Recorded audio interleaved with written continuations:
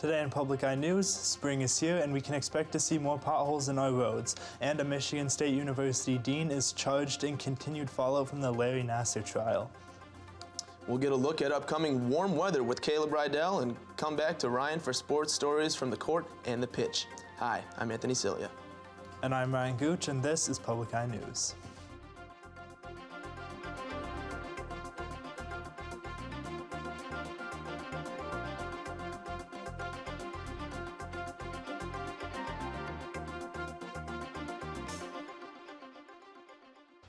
Last night, a group consisting of Marquette police officers, NMU Public Safety, dispatchers, and 2 civilians were honored at the Marquette City Commission's meeting for rescuing a man who had went into cardiac arrest on the side of the road in Marquette Township earlier this month.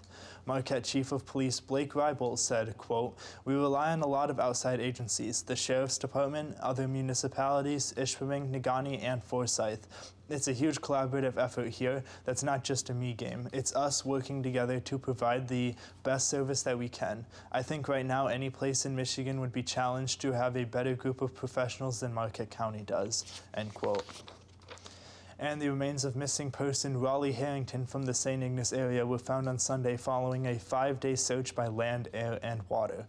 The remains were recovered in a heavily wooded area of Marquette County. An active investigation into the cause of Harrington's death is still ongoing. Around 400,000 gallons of wastewater found its way into Lake Superior from a lagoon in Grant Township earlier this month.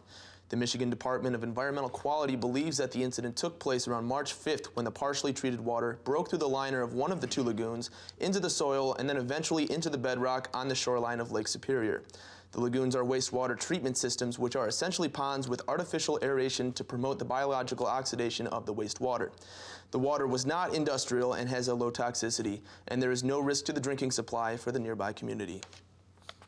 And it's the most wonderful time of the year again when potholes come out of hiding and tell us whether or not we need repairs on our cars. Potholes are the product of water getting into cracked pavement, freezing, and expanding. While the Road Commission tries to fill in the cracks and potholes as early as possible, they are still asking the public for assistance in locating problematic areas. Please report any major blemishes to the Road Commission and be advised that potholes are just gateways to larger problems in the future. And state officials have given Enbridge Inc. permission to install 22 more anchor supports along twin pipelines at the base of the waterway linking Lake Michigan and Lake Huron. Enbridge claims the move is a proactive step to fasten the pipelines to the lake bottom and make sure that they are in proper placement so they will not budge when currents erode dirt beneath them. And if there are any Michigan citizens out there who are interested in fishing, a brand new license is required starting Sunday, April 1st. There are many regulation changes this year, resulting in many new fishing opportunities for anglers. April 1st is not only the kickoff to Michigan's fishing license season, but the new fishing regulation cycle. All 2018 fishing licenses are good through March 31st, 2019. And after the break, we'll be back with your national and international news. Stay tuned. There's no question about who the greatest comedian is. Richard Pryor. Hi, how you doing? He said he was a loose cannon. You ever notice how nice white people get when there's a bunch of around? They created the 5-second delay on Saturday Night Live because of Richard Pryor. The consummate entertainer. I'm not sure where I would be if I didn't follow the Richard Pryor light. He's still influencing generations to come. Tonight at 10 after the rise and fall of the brown buffalo. And welcome back.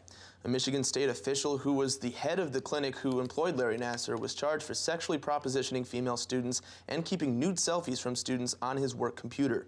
William Strample, who was formerly the dean of the College of Osteopathic Medicine at MSU, was also charged for failure to enforce protocol on Larry Nassar after a female student complained of inappropriate sexual contact. His computer contained around 50 nude photos of female genitalia of what are believed to be female MSU students, judging by some of the clothing found in the pictures. Now, the 70-year-old Strample was also accused of grabbing students inappropriately at the college's annual ball and at scholarship dinners. He could be looking at only up to 5 years in prison for the charges. And the whistleblower who exposed a Facebook data breach testified before British lawmakers today, saying it's categorically untrue that political consultancy firm Cambridge Analytica never used Facebook data. As Terry Okita reports, British politicians now want to hear from Facebook's founder. further evidence session of the... Lawmakers on both sides of the Atlantic are pressuring Facebook CEO Mark Zuckerberg to testify about the company's recent data breach. British members of Parliament are requesting Zuckerberg appear before the House of Commons. We believe, given the serious nature of the allegations that have been made around the access and use of Facebook user data, that it is appropriate that Mark Zuckerberg should give evidence.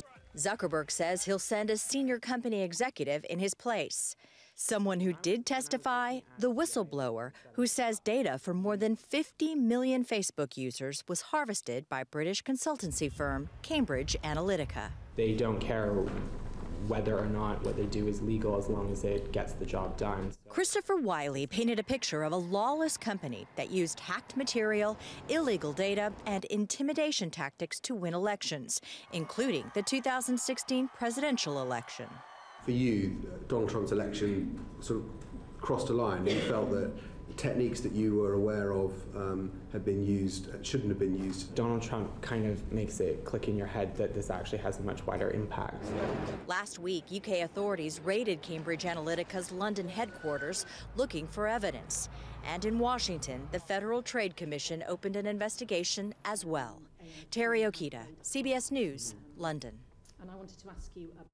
Thousands poured into the main square of a Siberian city Tuesday in protest after a fire killed 64 people at a shopping mall in Russia. The protesters took to the square to confront local officials who they say are to blame for the deadly fire. The fire occurred Sunday at the Winter Cherry Mall in Kemerovo, where witnesses said fire alarms remained silent and some doors locked. Russian President Vladimir Putin, who made the trip to Kemerovo to lay flowers in tribute to the victims, blamed the fire on criminal negligence and sloppiness.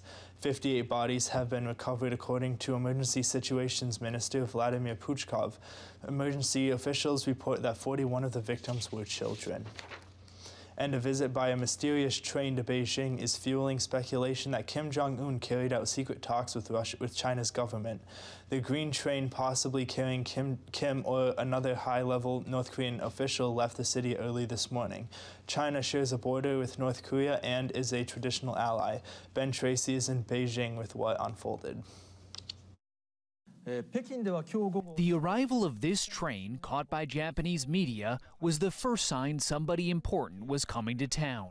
The green cars with yellow stripes look just like the bulletproof train Kim Jong-un's father, Kim Jong-il, used when he traveled abroad. Then video appeared on social media of a large motorcade and an honor guard apparently welcoming the mystery guest. A swarm of police kept prying eyes away. A visit by Kim Jong-un would be significant because he and Chinese President Xi Jinping have never met.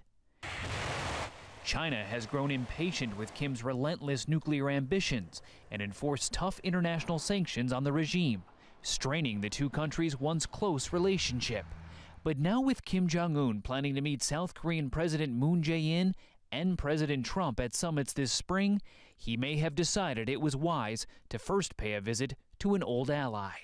Sanctions relief is something that the North Korean regime really wants. But Paul Hanley, a former White House official on China affairs, says Xi Jinping may also be making sure he still has a seat at the diplomatic table. China does not want to sit on the sidelines and be a spectator in terms of what's happening here.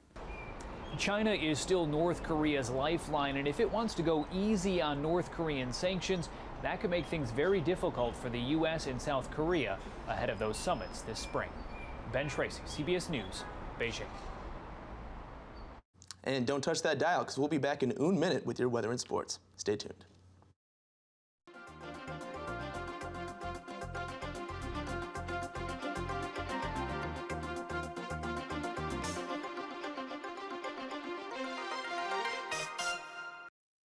On Nova, it's what makes everything, from your phone to the internet, possible.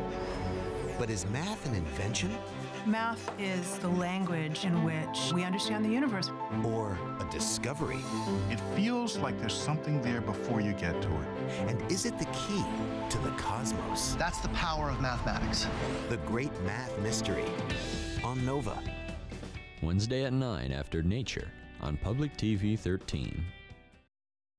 Welcome back. I'm Caleb Riddell, going to be taking you through your weather for today. As you can see, some of that rain got into the cement last night and cleared off some of those sidewalks from some of the remaining snow, and hopefully we'll see some of that melt off here.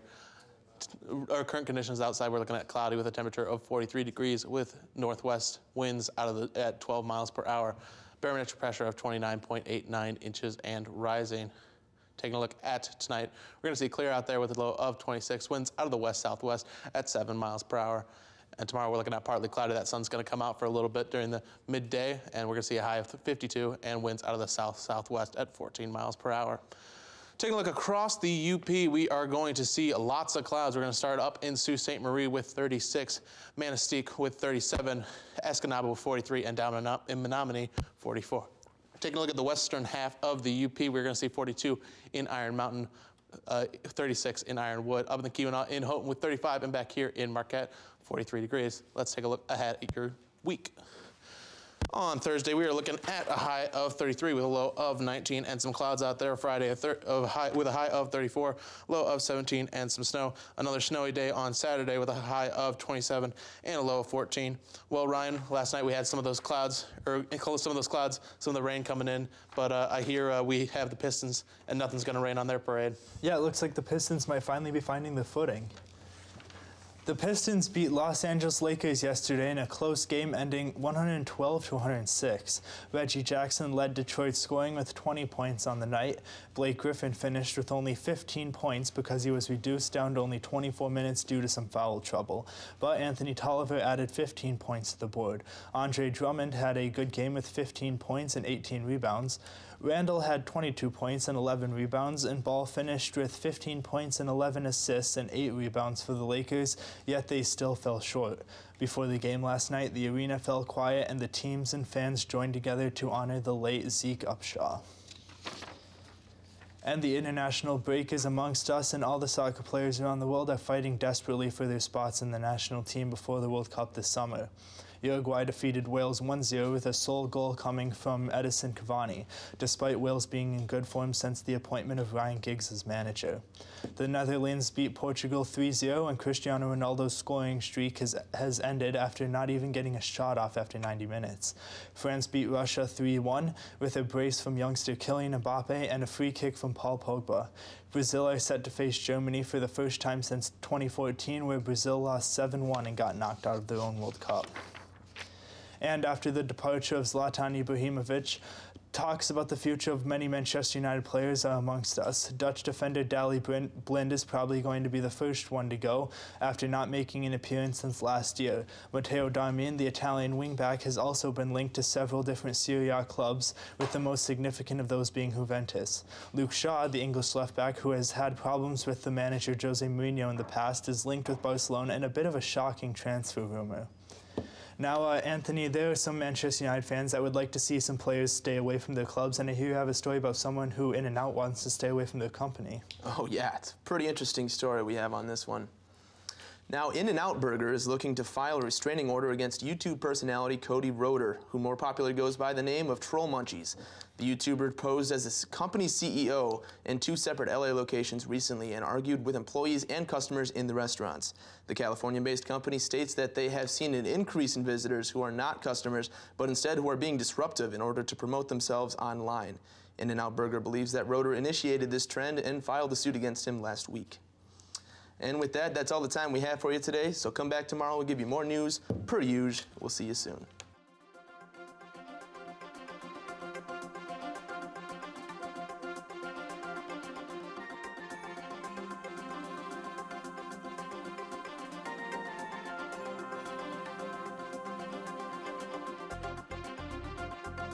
The preceding program was produced in studios located in the Edgar L. Hardin Learning Resources Center by WNMU-TV, Northern Michigan University Public Television.